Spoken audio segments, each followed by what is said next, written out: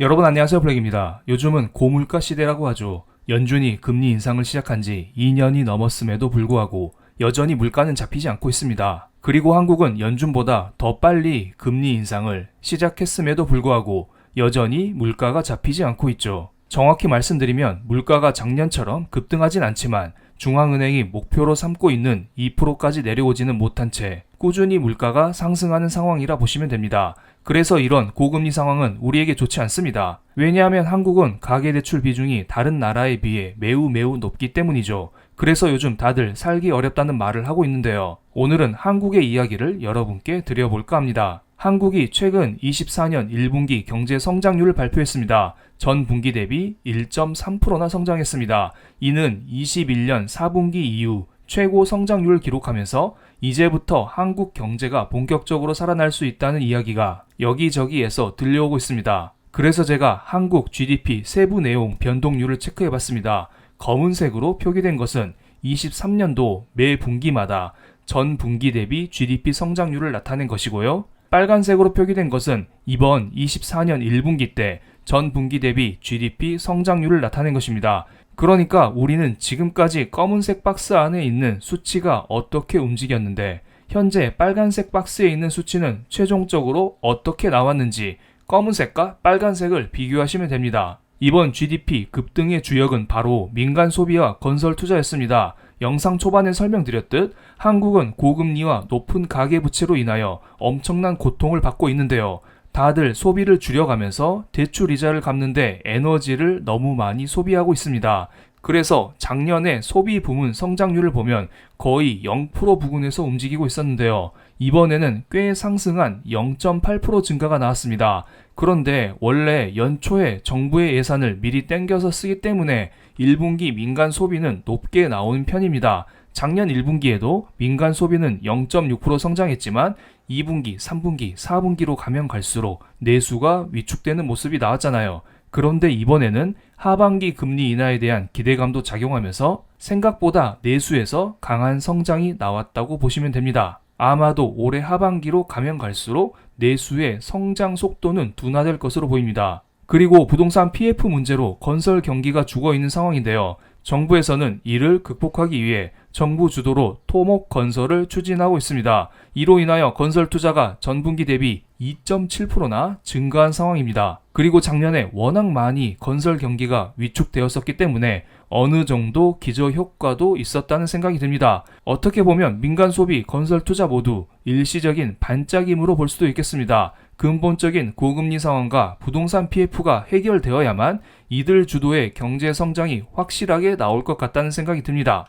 그리고 한국의 건설 수주는 여전히 바닥권에서 머물고 있습니다. 건설 수주 자체가 부진하다는 것인데요. 이것만 봐도 아직 본격적인 건설 투자가 살아나기에는 시간이 조금은 필요하지 않을까요? 그렇지만 내수의 기반이 될 수 있는 소비자 심리 지수를 보면 나쁘지는 않아 보입니다. 이번에 연초 효과 덕분에 내수의 강한 성장이 나온 것은 맞아 보이지만 앞으로 내수가 다시 급락하기보다는 적당한 상승을 보여줄 가능성이 어느 정도 있어 보입니다. 좋다는 이야기를 드릴 수 없겠지만 최악은 아니라고 봅니다. 실제로 내수의 마이너스를 기록했었던 작년 같은 경우에는 한국의 소비자 심리지수가 이렇게 급락하는 자리가 나왔었거든요. 현재는 소비자 심리지수가 어느 정도 반등한 채 제자리 움직임을 하고 있습니다. 이번에는 수출 부문을 보겠습니다. 수출은 한국 경제를 이끄는 근간입니다. 작년 3분기 때 3.4%, 4분기 때 3.5% 성장하더니 이번에는 0.9% 성장했습니다. 성장률이 꽤 둔화됐지만 그래도 성장률이 지속적인 플러스를 보여주고 있습니다. 요즘 한국의 수출 상당 부분을 미국으로 하고 있는 중입니다. 그렇기 때문에 미국 경제가 살아나야 한국의 수출이 살아날 수 있는데요. 미국의 ISM 제조업 지수가 최근 바닥에서 고개를 들고 살아나고 있습니다.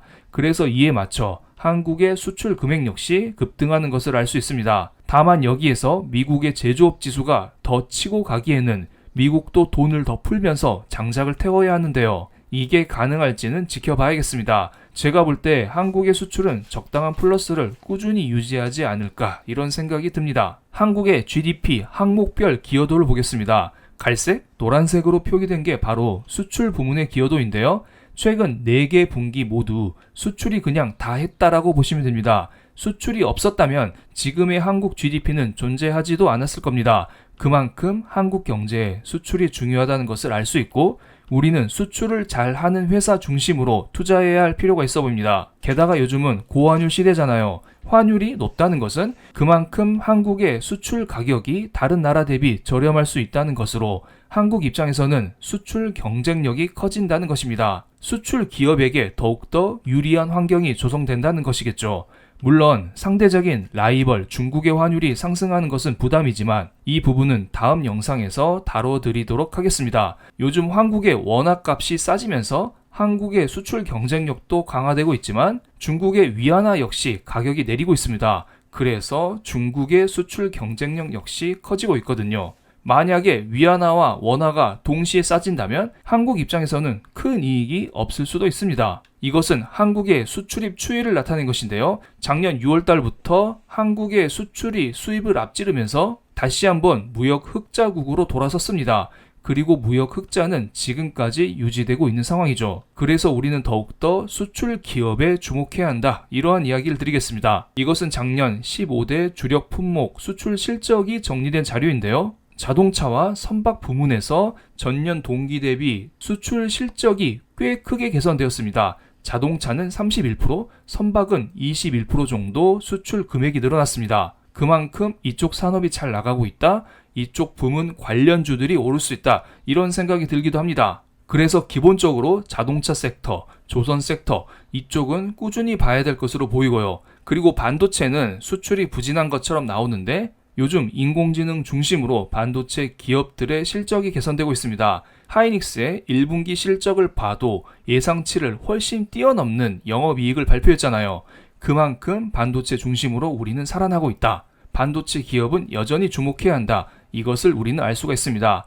그런데 제가 지난 영상에서도 설명드렸듯 반도체는 너무 많이 올랐기 때문에 제 생각에는 더 오를 여지는 있어 보이지만 무조건 급등한다? 이러한 관념에 사로잡힐 필요는 없어 보입니다. 그리고 이번에는 다른 섹터를 한번 볼게요. 요즘에 화장품의 수출이 역대 최대라고 합니다. 그러면서 화장품 관련주들이 오르고 있는데요. 제 기억으로는 예전에 중국향 화장품 수출이 잘 되면서 화장품 섹터는 중국 수혜주로 분류가 됐었습니다. 그런데 요즘 화장품 섹터는 미국과 일본 수출이 매우 잘 되고 있다고 합니다. 화장품 수출액이 역대 최대로 돌아섰다는 것은 앞으로 위쪽 저항대가 없다는 의미입니다. 그렇기 때문에 우리는 아픈 손가락 중 하나였었던 화장품 섹터에 대해서 다시 한번 관심을 가질 필요가 있지 않나, 이런 생각이 들기도 합니다. 그렇지만 한국 수출에도 리스크는 있긴 있습니다.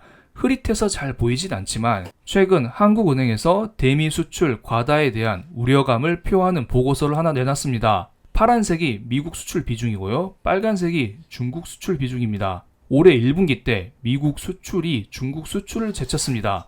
그만큼 미국향 수출이 강하다는 것을 알 수가 있는데요. 이 추세는 당분간 이어질 것으로 보입니다. 그런데 미국 같은 경우 자기 나라에 대해 대규모 무역 흑자를 기록할 경우에는 무역 제재를 하곤 했었습니다. 일본이 과거에 플라자 합의를 통해서 한번 때려 맞았고요. 중국도 미중 무역 전쟁을 통해서 몇 번 때려 맞았죠. 그렇기 때문에 만약에 무역 흑자가 여기에서 더 커지게 되면 미국으로부터 때려 맞을 수 있다. 이러한 우려감이 있습니다. 그리고 미국으로는 중간재를 수출하는 게 아니라 미국에 대한 직접 투자를 통해서 수출을 하고 있습니다. 그렇기 때문에 반도체, 배터리 등 첨단 분야에서 직접 투자가 집중되고 있는 만큼 이들 분야에서 국내 투자 둔화 및 인재 유출 우려감을 표하기도 했습니다. 오늘은 한국의 GDP, 한국의 수출에 대해서 전반적으로 알아봤습니다. 그리고 이와 함께 우리가 집중해야 할 섹터 역시 알아봤죠. 우리의 투자 환경이 가면 갈수록 힘들어지고 있습니다. 그럴수록 우리는 수출 기업, 수출 섹터에 더욱더 집중해서 투자할 필요가 있어 보입니다. 그럼 오늘 영상 여기서 마치겠습니다. 제 영상이 마음에 드셨다면 구독, 좋아요, 알림 설정까지 부탁드리겠습니다. 감사합니다.